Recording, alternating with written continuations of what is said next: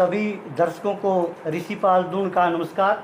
दोस्तों, आज हम पहुँचे हैं सप्पाखेड़ी और हमारे साथ जो बहन जी मौजूद है वो बताएगी आदमी ने किस ढंग से अपना जीवन व्यतीत करना चाहिए, कैसे समाज में रहना चाहिए और कैसे धर्म का पालन करना चाहिए।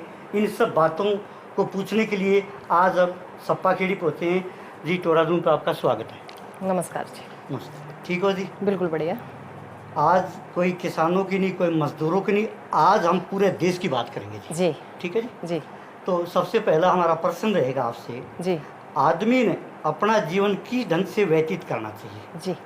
देखो, जहाँ तक मैं पढ़ पाई हूँ या मेरा जो जीने का मतलब जो मेरा जीने का तरीका है, हाँ जी।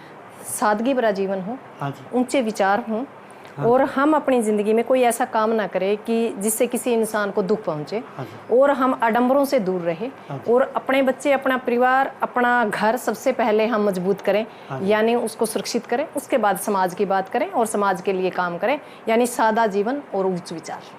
अभी मैं हरियाणा की बात करूँगा, पूरा हरियाणा के नौजवान है जो जी। हरिद्वार से कावड़ लाने लग रहे हैं जी। जी जी पहली बात तो ये कहूँगा, कावड़ का नाम ही बुरा है। जी जी कावड़ का मतलब है रिश्वत देना। जी जी तो आजकल के जो बच्चे जी जी वो डीजे पर गलत गाने सुनते हैं, जी। शराब भी पीते हैं, सोल्पा भी पीते जी। हैं और कलकी मारते आते हैं, बकवास करते हैं। जी जी और ये हमने खुद देखा है, हम किसी की सुनी और नहीं कहते। जी। इस बुराई को कैसे बचाएंगे बच्चों को?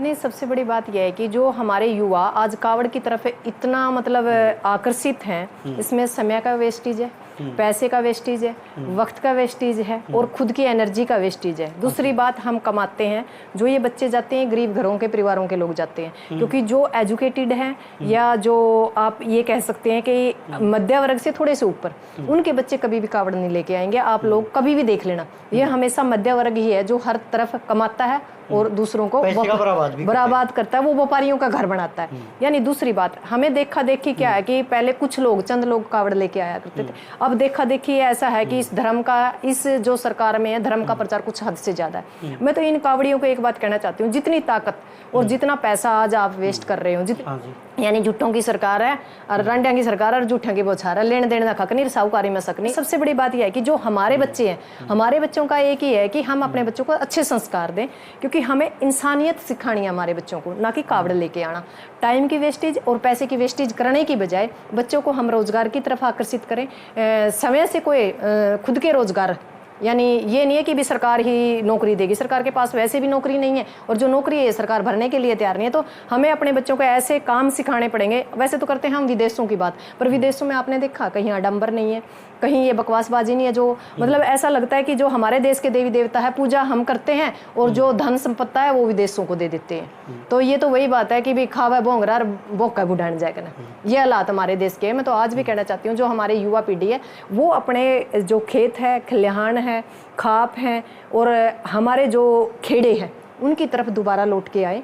हमारे देवी देवता हमारे खेतों में वास करते हैं, हमारे खेड़े में वास करते हैं, ना कि हरिद्वार। आप लोगों ने देखा होगा कि जब हमारी खिलाड़ी, पहलवान खिलाड़ी मेडल गंगा में डालने के लिए जा रहे थे, तो वहाँ के जो पंडे हैं, उन पंडों का क्या जवाब था कि आप यहाँ मेडल नहीं डाल सकते गंगा में। गंगा पूरे देश की है, किसी एक स्पेशल समुदाय की नहीं है, और कोई एक बंदा उसके ऊपर अपने बयान जारी नहीं कर सकता। पर वहाँ के पंडों ने एक बयान जारी किया। तो हमारे जो बच्चे हैं उनको समझ में नहीं आता कि ये लोग कितने हमारे हैं। क्यों हम पूरी साल कमा के, जो हमारे पास थोड़ी बहुत बचत होती है, या हमारे जो माँ बाप है, बच्चे इतना दबाव देते हैं। आज के टाइम में आपने पता है कि दो बच्चे हैं, उनके दबाव के कारण माँ बाप कहीं अंगूठा लगा के पैसे लेके आते हैं, और वो 7 दिन के अंदर उड़ा के हरिद्वार और घर आ जाते हैं।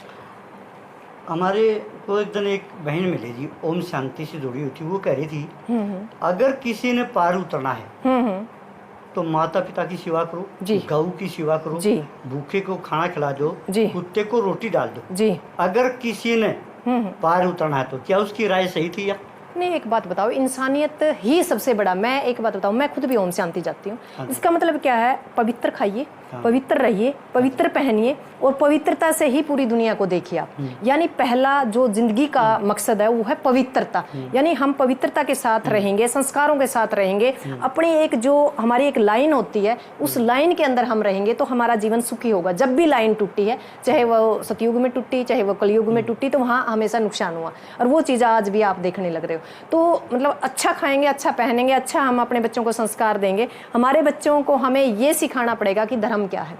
धर्म इंसानियत है, धर्म किसी की आंसुओं को पोंछने का है, धर्म किसी भूखे को खाना खिलाने का। आपने देखा होगा जो हमारा सिख धर्म है उसके अंदर कोई आडंबर नहीं है। वहाँ अरबपति खरबपति मतलब कितना ही अमीर हो वो भी चप्पल साफ करेगा, वो भी उसी लाइन में बैठ के खाना खाएगा जहाँ एक भिखारी खाता है। ये एक अलग चीज है। यही चीज ओम शांति में। आप वहाँ करोड़पति हो, अरबपति हो, आप दे सकते हो वहाँ करोड़ों दान दो, पर आपको गुप्त दान देना है। आपने देना है 1 रुपया तो आपने गुप्त दान देना। आपका नहीं मतलब आपके पास सामर्थ्य नहीं है तो आप 1 रुपया मत दीजिए। यानी हिंदू जो धर्म है, हिंदू धर्म के अंदर इतने देवी देवता बना दिए और इतने आडंबर बना दिए। यानी हिंदू धर्म का सबसे ज्यादा आज के टाइम सत्यानाश कर दिया। ये मान सकते हैं कि आडंबर यदि कोई फैला रहा है तो हिंदू के अंदर आडंबर फैलाए जा रहे हैं। फैलाए तो और भी धर्म के अंदर जा रहे हैं। मैं आज के टाइम यदि कोई कहता है कि भी सबसे बेस्ट धर्म कौन है तो मैं खुद कहती हूँ सिख धर्म है। क्योंकि इसके अंदर भूखे को खाना खिलाते हैं, संकट में फंसे इंसान का सहयोग करते हैं और वो सिर्फ एक गुरु को मानते हैं। ऐसा नहीं है कि आज बैरली है, आज बितरली है, परसों ने दूसरी है, तीसरी है। यानी मतलब यदि हमारी इच्छा पूरी नहीं होती तो हम भगवान बदलने में भी विश्वास करते हैं तो वो भगवान नहीं बदलते। सबसे बड़ी बात ये। और उनकी कुर्बानियों की एक लंबी लिस्ट है। कुर्बानियों की हिंदू धर्म में भी है, पर हिंदू धर्म का अब जो मतलब एक दूसरे तरीके से नुकसान कर दिया गया, यानी उसको दूसरे धर्म की तरफ है। मतलब ये कह सकते हैं कि आज के दम जे आडंबर हैं तो सिर्फ हिंदू धर्म के अंदर है, किसी और धर्म के अंदर कम है।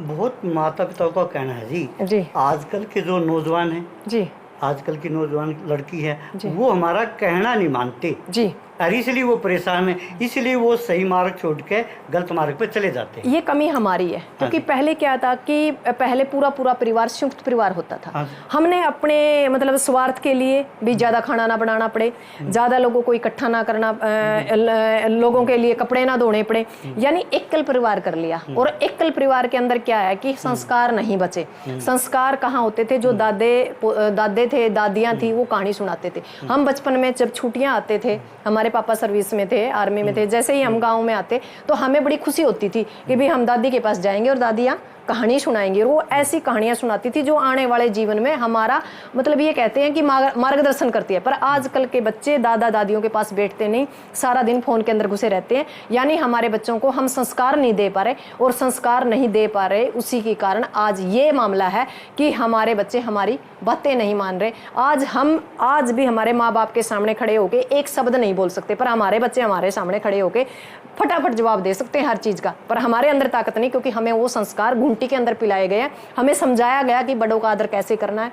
आपने बड़ों के बड़े जो मार्गदर्शन करते थे उसी के अनुसार हम चलते थे और आज तक भी चल रहे हैं। पर हम कहीं ना कहीं अपने बच्चों को यही मार्गदर्शन यदि दे पाते, एकल परिवार की बजाय संयुक्त परिवार के अंदर यदि हम होते तो शायद इन चीजों से हमें रूबरू नहीं होना पड़ता। आपने देखा होगा विदेशों में पहले एकल परिवार था, पर अब वो संयुक्त परिवार की तरफ दोबारा से लौट आए हैं। हमने अब विदेशी कल्चर को अपनाना शुरू कर दिया और हमें भी थक हार के वही संयुक्त परिवार के अंदर दोबारा आना पड़ेगा। दोबारा से हमें खेत खलियान खाप और खेतों की तरफ लौटना पड़ेगा, गांव की तरफ लौटना पड़ेगा। हमारे बच्चों को संस्कार देने होंगे, तभी हम अपनी नस्ल और फसल को बचा पाएंगे। आजकल के जो बच्चे जी वो माता पिता के पास बैठना पसंद नहीं करते और मोबाइल से ज्यादा जुड़े हुए हैं जी, वो अलग कमरे में रहना पसंद करते हैं जी। नहीं, वो तो इसका क्या राज है? नहीं, इसका राज तो यही है कि जो बच्चों को हम दे रहे हैं, जब छोटे छोटे बच्चे होते हैं तो हम सबसे पहले क्या करते हैं, बच्चा रोता है तो हम फोन पकड़ाना शुरू कर देते। यदि माँ बचपन से ही बच्चे को टाइम देगी और फोन ना पकड़ाए, क्योंकि माँ को ये होता है कि भी खुद को काम करना होता है या फिर खुद को भी फोन यूज करना होता है, तो वो बच्चे को सिर्फ ये सोचती है कि भी वो चुप रहे और उसको फोन पकड़ा देते हैं। वो एक आदत होती है, एक लत होती है फीम जैसी, वो बच्चा लगातार उसी गर्द में चला जाता है। यानी हमें सबसे पहले माँ बाप को सुधरना पड़ेगा, तब हम बच्चों को सुधार सकते हैं। ये थी हमारे साथ सीकम जी, जिन्होंने बहुत ही बड़ी अच्छी शिक्षा दी है सिखाने के लिए हमारे समाज को, और बहुत बहुत जी धन्यवाद। धन्यवाद सर।